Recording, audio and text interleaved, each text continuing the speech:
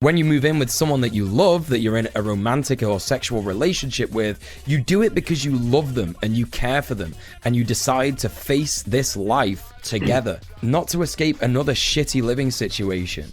Not what he was doing, it's just a bonus.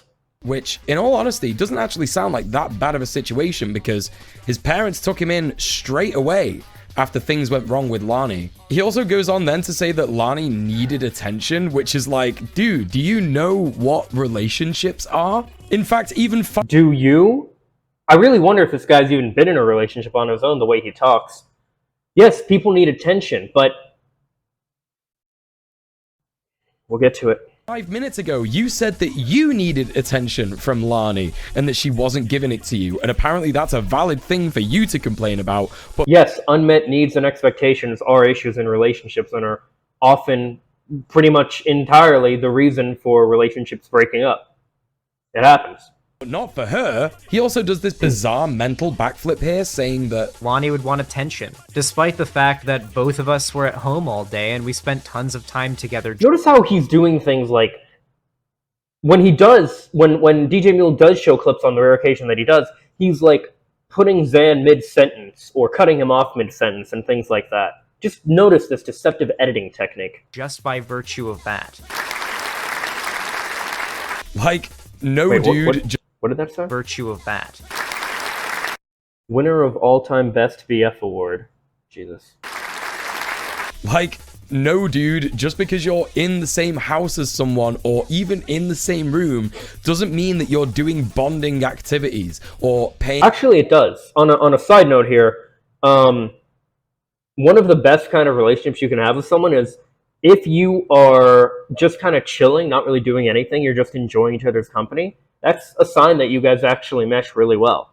Now, that's not all the relationship should be most of the time or really ever, but if you can have moments like that, that's a really good sign. And if you can't have moments like that, I would argue that that's not a good sign for the relationship. Paying attention to your partner. That is like the laziest relationship I've ever heard of in my entire life. And from what Lani said in a twit longer that we just read out, it kind of sounds like you were just in your room a lot of the time, just doing your own fucking thing. This next part. Or maybe he was streaming and making the money for the two of them. Because, you know, he streams. Is just absolutely batshit. Like, I really got to hand it to Xanderhal. Of all the things that he does wrong that I've talked about in this video, this really takes the cake. While my suspicions became ever increasing, Lani was offered a job cleaning Airbnbs by a friend of hers. She took it, claiming she wanted to be able to get out of the house and make some friends and help make ends meet financially. Lani was now spending most of her time out of the house. In some cases, she would go more than a day without responding to me, and eventually started not coming home. When I'd questioned her about it and she'd actually respond, her reasoning was that she was spending the night on her friend Sarah's couch because they worked together and they were carpooling to save money on gas. I didn't buy it, and the first night that she didn't come home, I started to consider the relationship over. Like, to consider the relationship over the second that your partner does something that you don't like is so weak, dude. All right. We're getting personal here. I said I had a relationship similar to Xan with his last girlfriend, with his girlfriend Lani at one point, and I did. When I was 18 going on 19, I started dating this girl who was only a couple months older than me, 4 months older than me to be exact. And initially we were just friends, and I didn't really want anything further than that, but she made it very clear that she wanted a lot more than that. And after months of hanging out and everything, I finally decided, all right, let's try dating. Soon after that, she went back up north to her state, and we had a long-distance relationship for a number of months. In this relationship, during this time, I fell very in love, or at least I thought I did. I think you could say it was more infatuation now, but there were a lot of red flags pretty much from the beginning. And the longer things went on, the more it was clear that she wasn't as invested in the relationship as I was. Not only that, but later I would find she was very invested in some other things.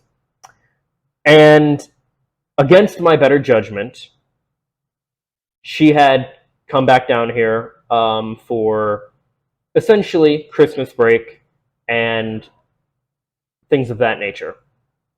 Well, I proposed to her, and we were engaged until February of the next year, 2017, March.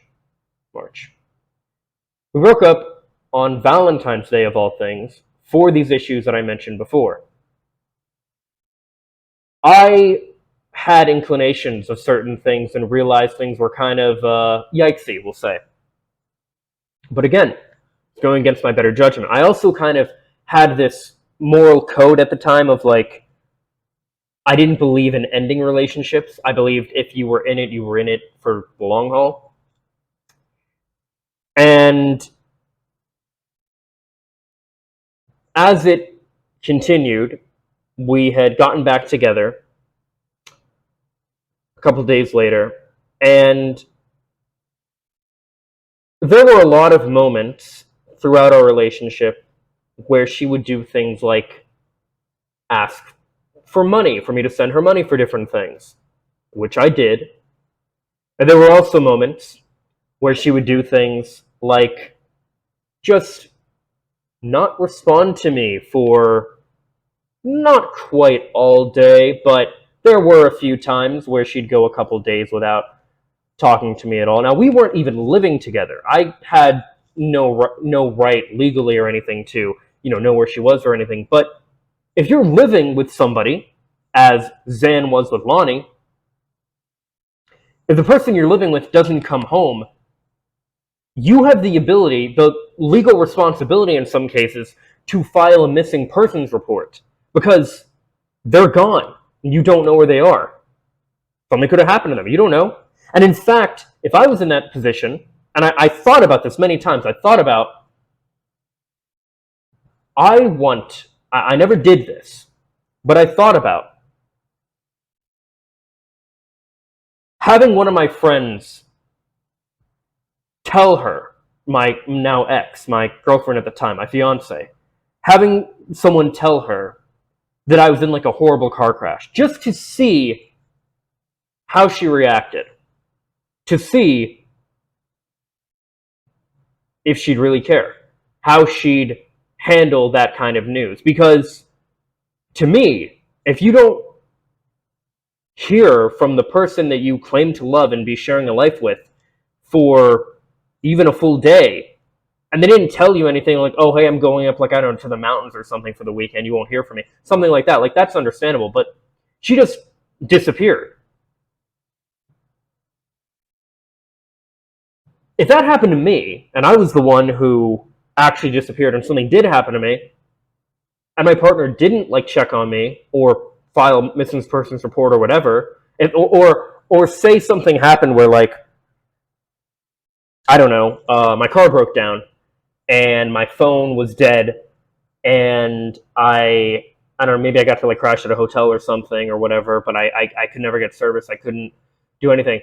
When I finally got my phone working again, if I didn't see like a ton of calls and like, missed texts and stuff from my partner, I'd be fucking pissed.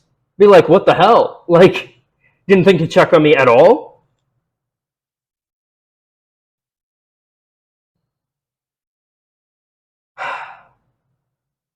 The way that DJ Mule seems to view relationships and how people should and or shouldn't behave with each other is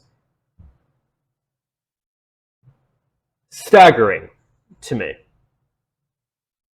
Like, this is... if someone that you care about just doesn't show up for a while, you don't see them for a while, and you don't know where they went, of course you're going to, like, worry, you're going to reach out. And if you have a feeling something shady is going on, then yeah, it's a good point to reconsider the relationship.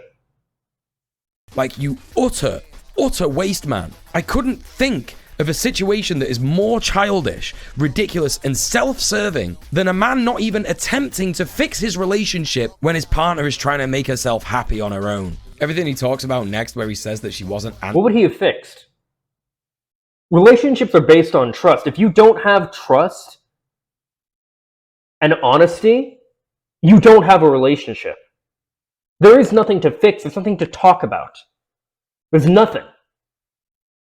If your partner just goes AWOL and is completely inconsiderate of you, there is nothing to talk about.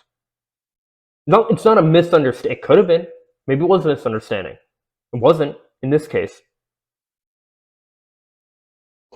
But there is no, oh, let's talk about why you just disappeared.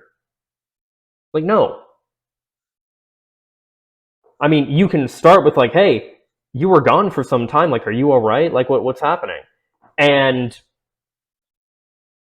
you know, you have a good reason for that. And just to be clear, same goes with the dude. You know, if I was in a situation where I just didn't appear to my partner for like a full day or whatever, they'd have every right to be worried, and I better have a good reason for not having shown up for a day or whatever. It's gonna get more and more heated. Answering his frankly ridiculous text demanding to know where she is. He mentions that Lani shuts him down, saying that he's being controlling, and like, yeah dude, that's because you were being controlling. Demanding to know where your partner is all the time, that's extremely... Not demanding to know where she is all the time, worrying that she didn't come home last night. That's a valid, very valid concern. You might even say that's the most valid concern. Controlling behavior. Again, why are you not doing any self-reflection here, dude? Being completely overbearing in how you smother a partner is absolutely absurd, and you really need to consider that other people need space.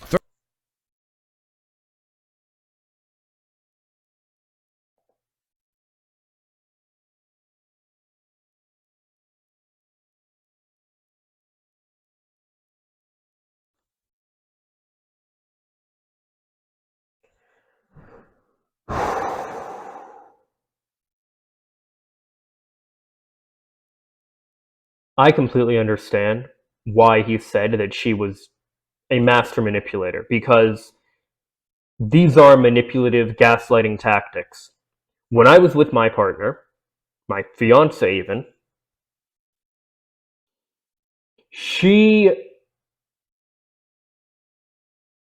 I would worry about her when she didn't, you know, reach out for a while. And when I say a while, I mean like several hours plus. Sometimes even a full day or more. I would worry about these kind of things. And she would tell me that I was controlling, that I was being, I was too controlling, I was smothering her, I was all these different things. And while that is valid to have as a concern if somebody is actually being controlling,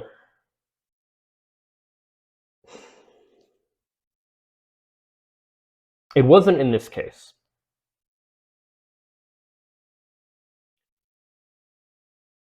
She said that I was being controlling because she didn't want to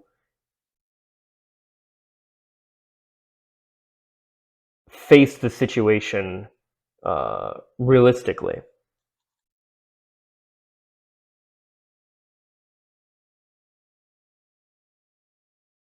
She used it as an excuse to behave the way that she was, and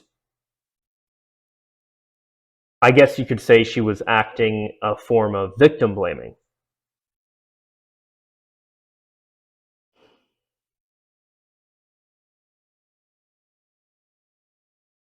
But I believed it to an extent. I started to doubt myself, this was my first serious relationship. I started to really doubt myself and be concerned. Was this true? Was I at fault here? Was I the bad guy? Was I in the wrong? Well, in reality, I was being taken for a ride, not the fun kind.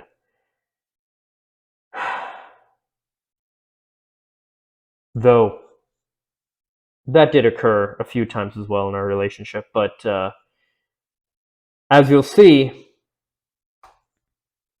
that aspect of a relationship seems to be all that DJ Mule here cares about in a relationship. Throwing all your toys out with the pram and making her homeless because you simply cannot be bothered to try and make the relationship work is, well, the whole man belongs in the bin.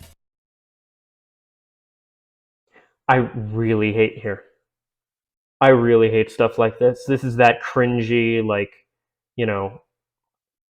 hashtag all men are trash kind of stuff, the kind of stuff that pushes people like me, like you watching this maybe, away from the left.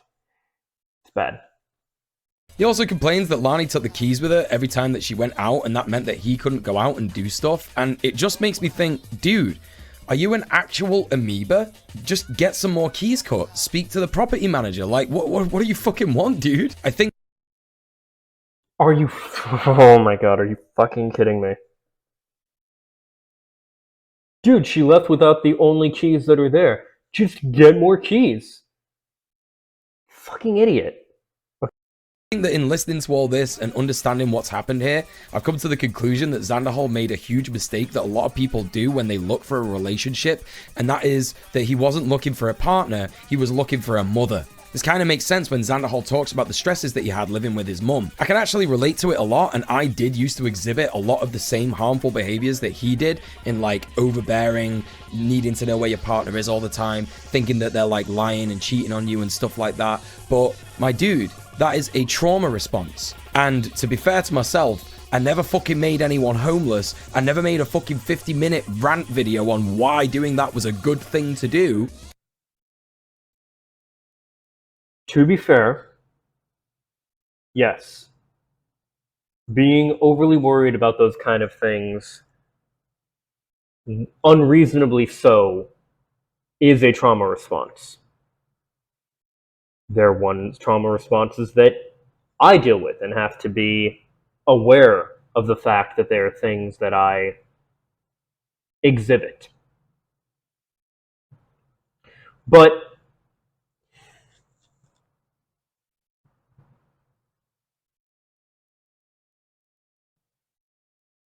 I'm trying to think the right way to phrase this.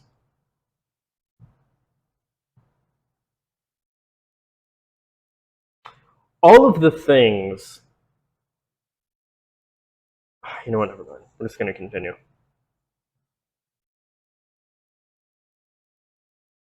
And this next bit just... ew. She would constantly use my card to order Grubhub and Uber Eats to places she was cleaning for lunch instead of packing some of the fresh food that she'd bought that was in our fridge and going bad. She'd also constantly leave half-eaten food just sitting on the counter to go bad. She wouldn't even bother just throwing it in the fridge to let it be good for later. I can't stand people who call themselves leftists and do not understand that people do not want to do reproductive labor. Like,